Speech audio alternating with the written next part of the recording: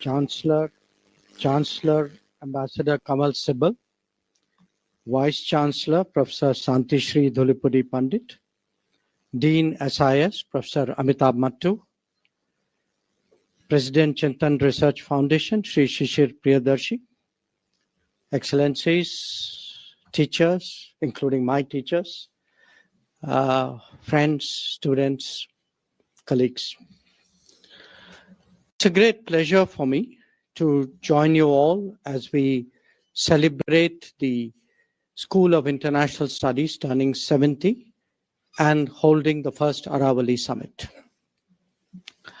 In the course of introducing that, mention was made of the Parsati Rock. G. Parsati was, of course, the founding Vice Chancellor of this university. And I must share with you, the privilege of being his special assistant when he was the de facto foreign minister, which proves that JNU knows how to look after its own. Now, I myself entered the roles of SIS in its 20th year. And so for me, this is a personal milestone of 50 years of association. 52, if I also count my MA courses, which I did while studying in the School of Social Sciences. Now, I had the advantage, and thank you, Amitabh, for reading his piece about the institutional journey in the issue of the international studies that we just released. And I reflected on the good fortune of having the opportunity to interact with some of the founding stalwarts of the SIS. It was, however, the next generation that really taught me when I was doing my MA at SSS and then MPhil and PhD at the SIS. So let me genuflect to them all today on this occasion. And some of my teachers are present here. So, and also let me express my fond sentiments for the cohort of fellow students with whom, as is typical in JNU, I'm still very much in touch. Now, my generation was witness to the physical shift of SIS from Firouzja Road to the old JNU campus before it came here. And as many of you would know, the school was associated from the beginning with the Ministry of External Affairs and with the Indian Council of World Affairs, two institutions that I obviously know well in my professional life. Being in the same domain, it is also natural that I'm familiar, maybe more than familiar, with many generations of scholars and academics of SIS. In ministry and embassies abroad, we would renew our acquaintance regularly and exchange notes and views. So today, I speak to you not just as the foreign minister or even as an alumnus, but as someone with a deep and abiding connection to the School of International Studies. As I do, the thought crosses my mind whether studying international relations has actually helped me to practice it more adeptly. Now, certainly a PhD and MPhil that were on the impact of nuclear technology on diplomacy provided a foundation for some professional responsibilities. Early in the Ministry of External Affairs, I dealt with the issue of Tarapur fuel supply, and then in the fashioning of the first export control regime that we finalized in 1984.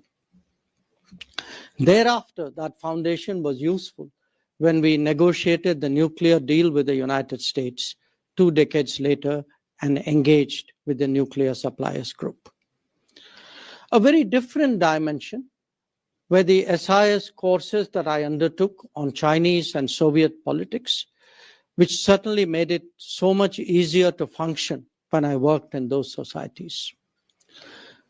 Looking back, perhaps the schooling in SIS also helped shape many other traits, including the inclination to engage and utilize the academic community and its platforms.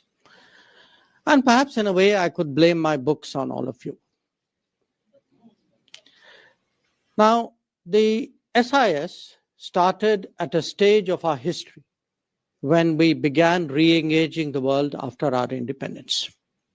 Since then, it has analyzed and interpreted global events while nation building advanced. A large portion of this period was when India confronted significant problems and adverse circumstances. Today, SIS must consider shifting gears and undertaking the task of addressing the agenda of Viksit Bharat.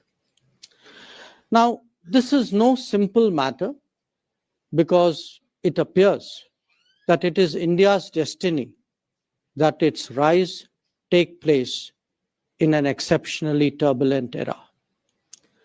When I look back at my research on the evolution of a global order in the aftermath of a world war, it seems almost glacial in comparison to the mega changes that we are witnessing today. Consider the global landscape now, and let us reflect on the intensity of the transformation and its implications. A third of global manufacturing has moved to a single geography, with attendant consequences for supply chains. There is rising anti-globalization sentiment in many societies. Trade calculations are being overturned by tariff volatility. The global energy scenario has changed profoundly, with the US becoming a major fossil fuel exporter and China a key renewable one. There are competing models on the harnessing of data and the evolution of artificial intelligence, which jostle with each other. Big tech has become a significant player in itself. New routes of connectivity are emerging, some of them with a strategic purpose. The mobility debate seeks to reconcile skills, demand, and social reactions to them. The application of sanctions, the seizure of assets, the advent of crypto, they have all today changed the face of global finance.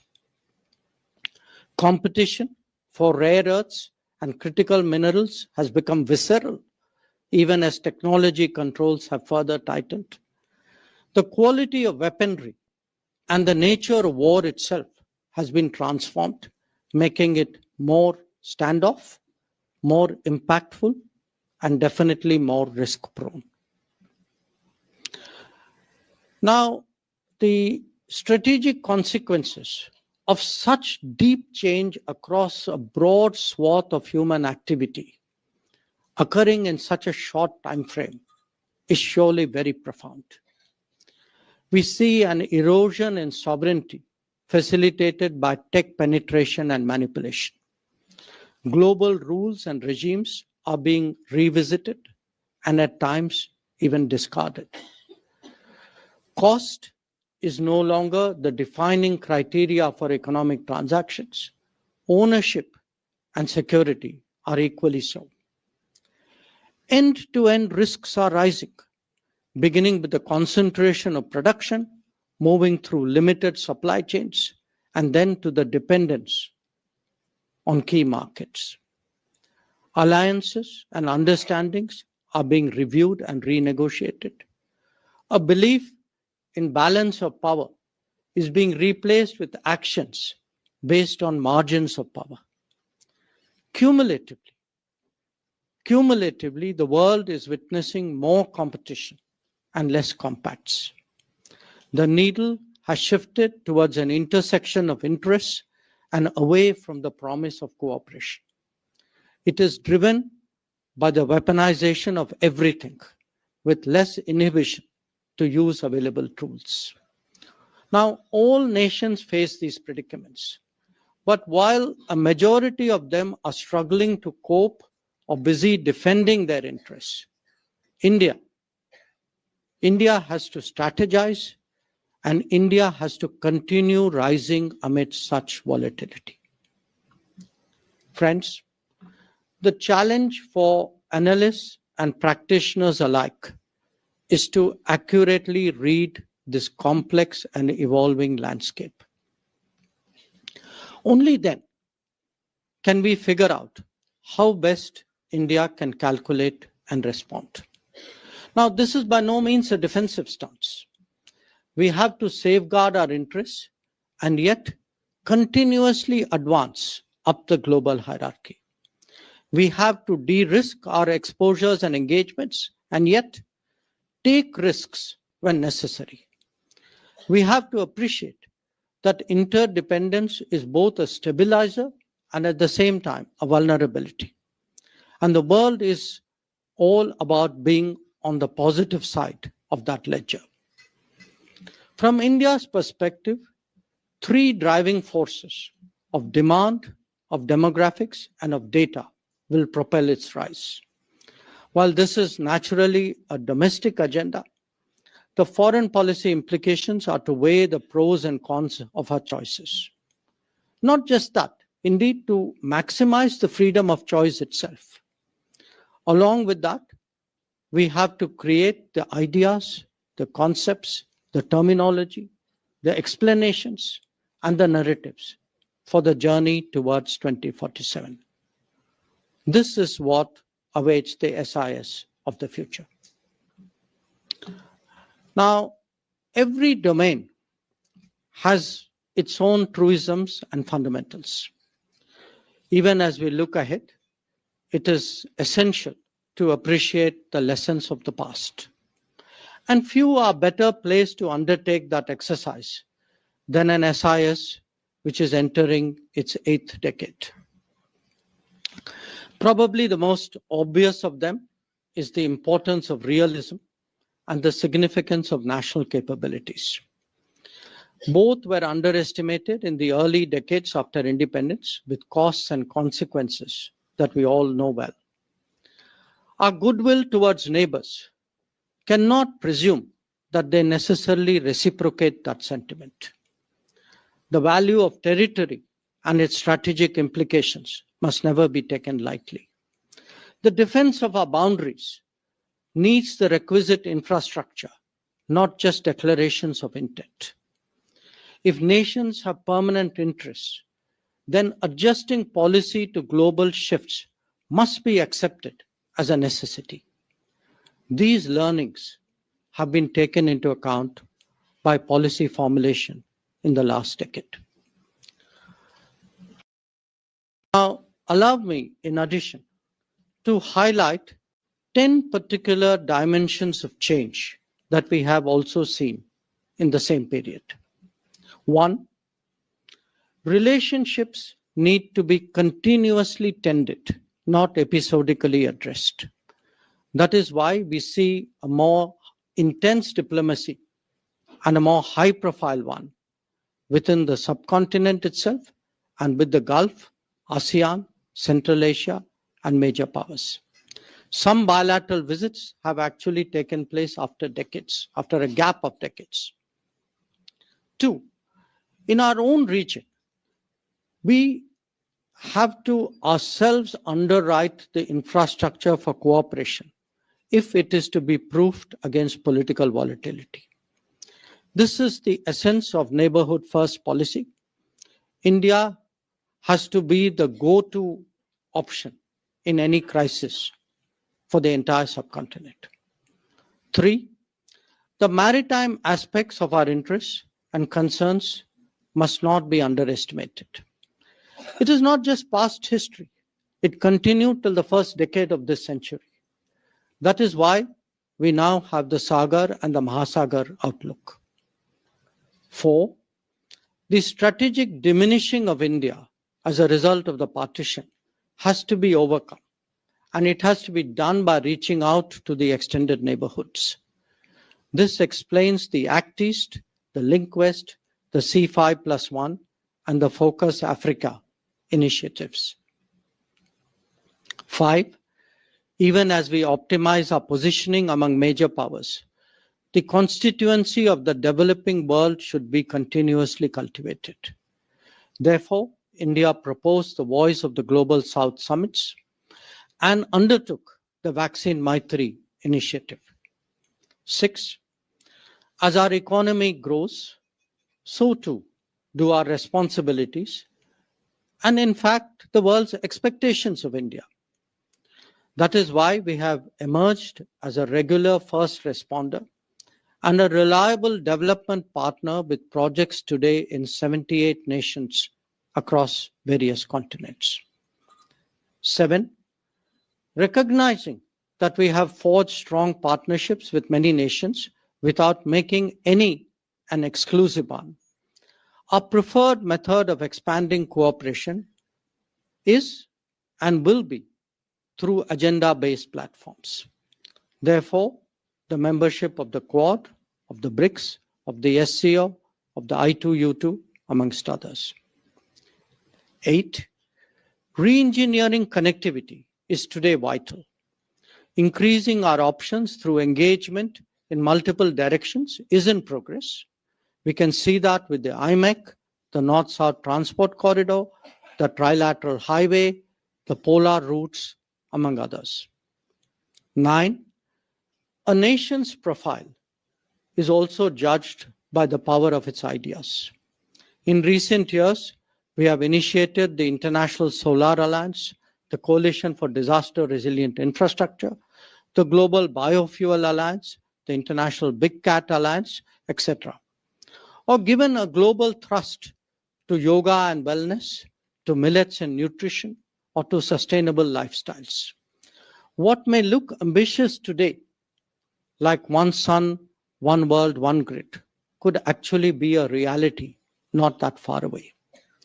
And 10, overall, India must operate in a multipolar environment while itself preparing to emerge as a pole. That is why multi-alignment serves it well right now, and the goal of becoming a leading power is a natural one for the future.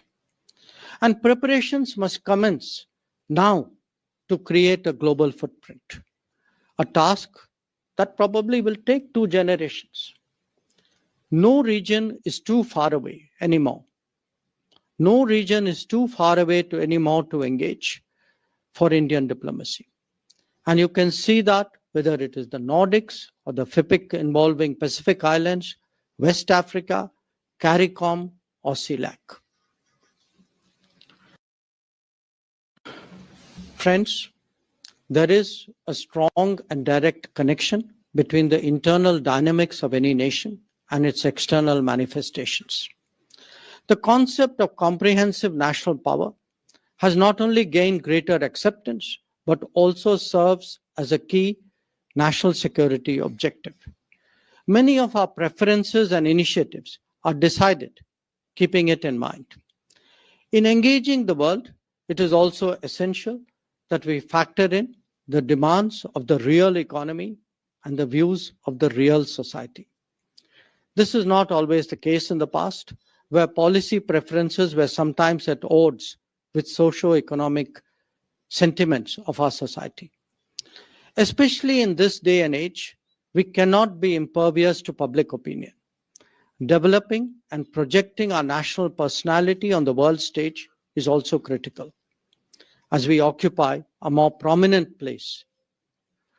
After all, we are a civilizational state, and the quest for modernity and progress must be harmonized with our traditions and culture. So let me say this. The SIS has been in the forefront of developing India's diplomatic capabilities for 7 decades now. This has been both an intellectual endeavor as well as being a training ground. It has served as an inspiration for the proliferation of international relations studies in the rest of the country. Today, it must help shoulder the responsibility of preparing India to enter a higher orbit and emerging as a leading power. We need the concepts, the strategies, and the terminology to facilitate that journey. auditing our performance and illustrating it with case studies is enormously helpful. How to debate within and how to disseminate beyond is a task that SIS must pursue vigorously. As India globalizes, public interest about the world will also grow commensurately. The power of analysis and of articulation must address that societal need as well. So, as we mark SIS at 70, let me conclude by emphasizing what a privilege it has been to be associated with this august institution. I have every confidence that it will grow from strength to strength and live up to the promise of its very distinguished history. Thank you very much.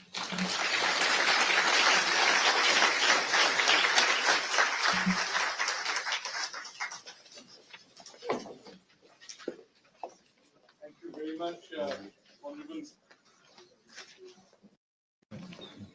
Thank you very much, Honorable Minister, for that brilliant. Thank you very much, Honorable Minister, for that brilliant, inspirational speech. The Honorable Minister has agreed to take a few questions, and I would encourage students, sir, with your permission, to ask the first questions. Chetan in the back row.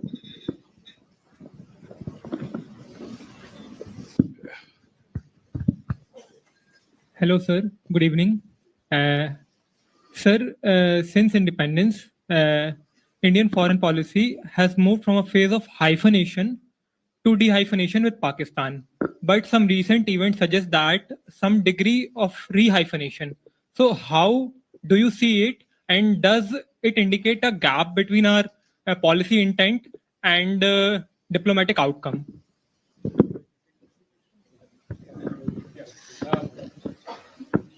Yeah, Chetan, you were going to ask a question. Some other Chetan intervened. Thank you, Professor Mattu. Thank you, Minister, for your very insightful speech. I am Chetan Rana. I'm a final year PhD student working on foreign policy of populists. My question is, like you emphasize a lot on neighborhood in your speech, right? And you talked about how the world today is very complex, but India's neighborhood has been a challenge from times of Nehru to today, right? The nature or the forms of those challenges have changed, but it has been a challenge. So my two-part question is, one, how do you evaluate the success or failure of neighborhood first policy, considering the reality that neighborhood will always be a challenge? And B, can India rise while not being able to accommodate India's neighborhood properly? I think I see Khushi there. Yeah, Khushi, go ahead. Thank you, sir.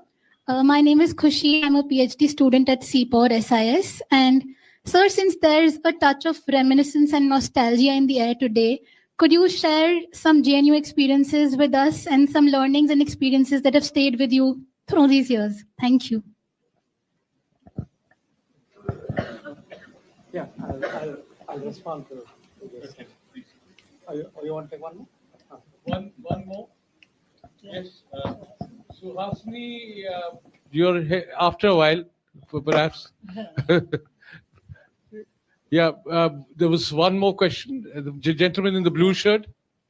There's a girl, young lady. Young lady. Yeah, get up, get up.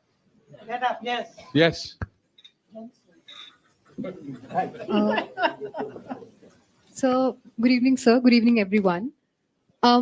As we know that India's foreign policy has long projected strategic autonomy, and it has been able to manage multiple major powers, and it has served India's interests.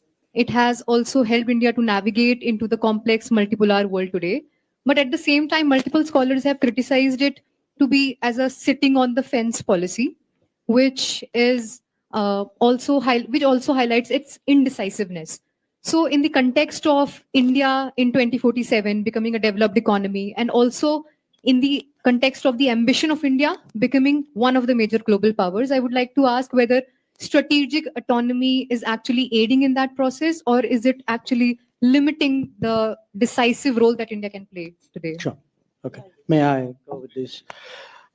So look, the first question about hyphenation.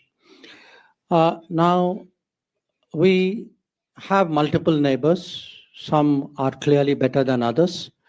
And the hyphenation normally happens with a neighbor who's not so nice.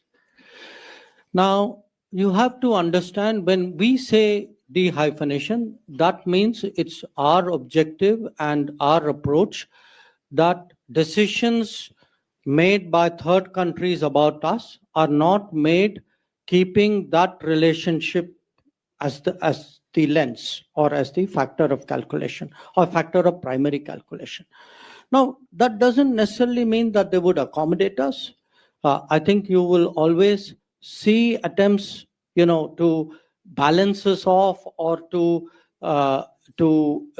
if there is a situation, to use that situation for their own ends. That is the competitive nature of international politics.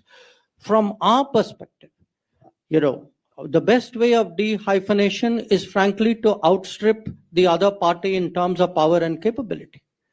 And today, I can tell you as a person who travels, meets people, I've just come from a UN session.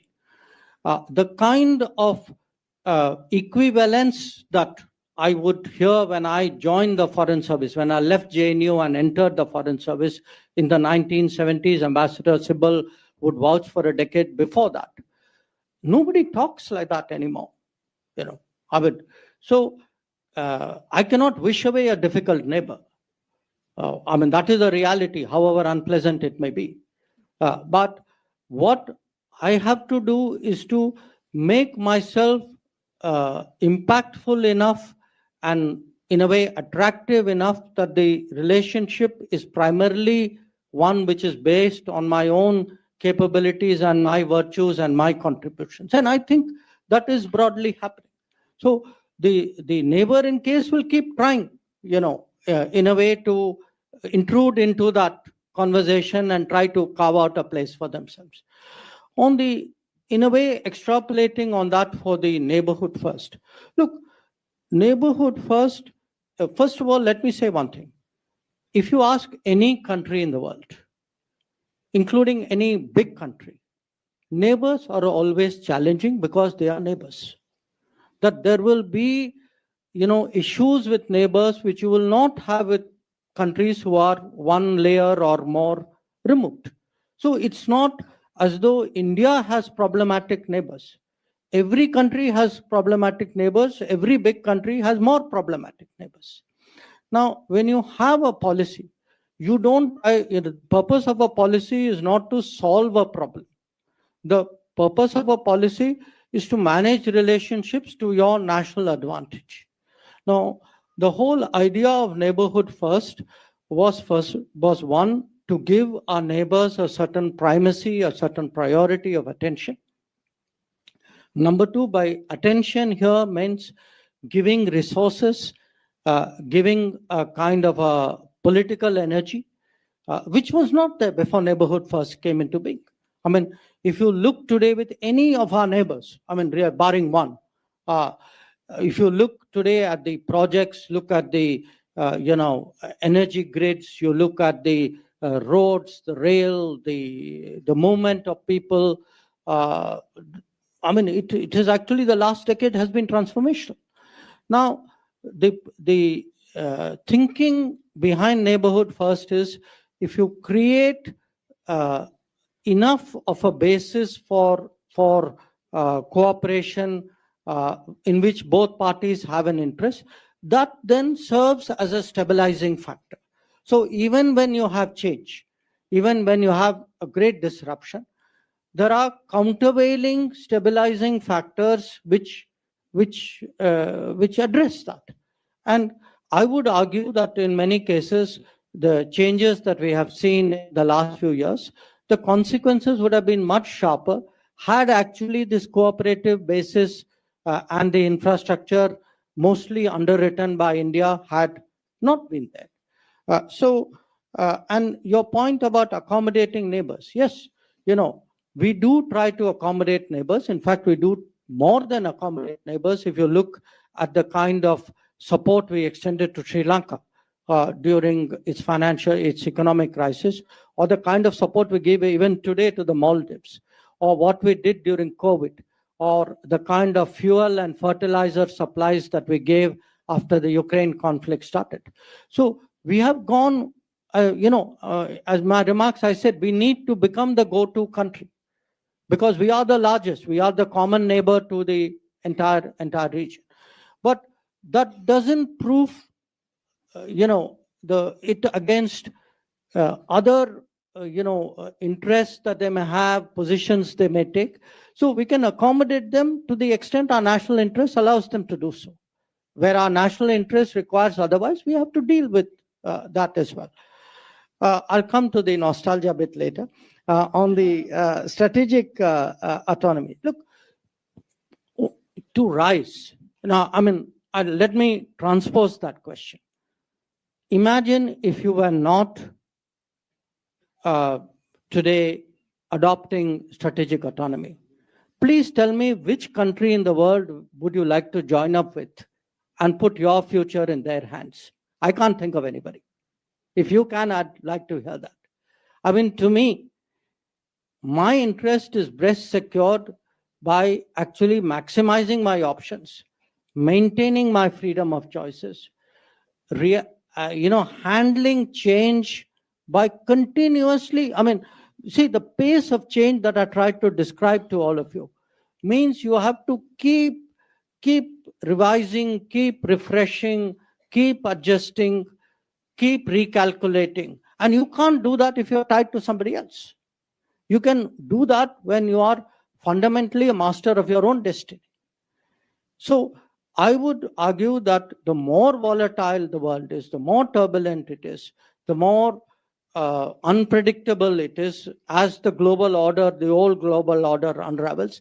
The case for multi-alignment or strategic autonomy, which is part of multi-alignment, actually becomes stronger, not weaker. And this idea that sitting on the fence, the very use of that phrase, talks as though the land doesn't belong to you, that you get off the fence, you're sitting on somebody else's land. So at some stage, we got to carve out territory or space for ourselves and then say, okay, I've taken a stand. Maybe a time will come when others will wonder whether they should be aligning with us or not. So my point is, a lot of these arguments that, freedom of choice is equated with indecision, which is a clever subtext for saying align with me. I think we should call it out. We should say that, look, that's not the way I consider. When we were much weaker, we didn't do it.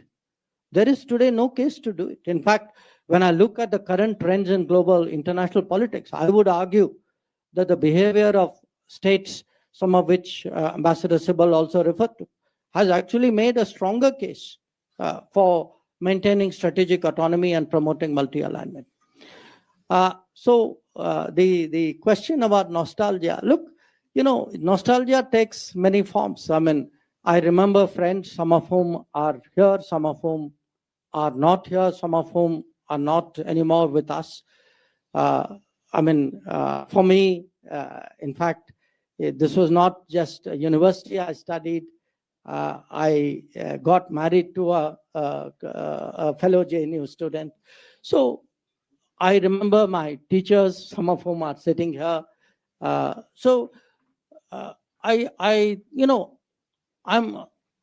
sure everybody at a university stage goes through that phase. I'd just like to believe JNU was more intense and somehow more special.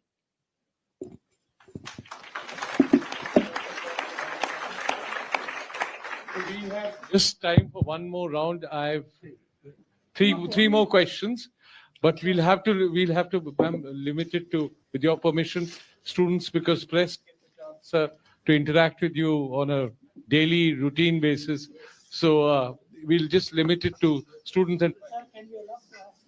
So at the moment, okay, students, anybody? There are 3 hands behind. Yeah, girls, get up first.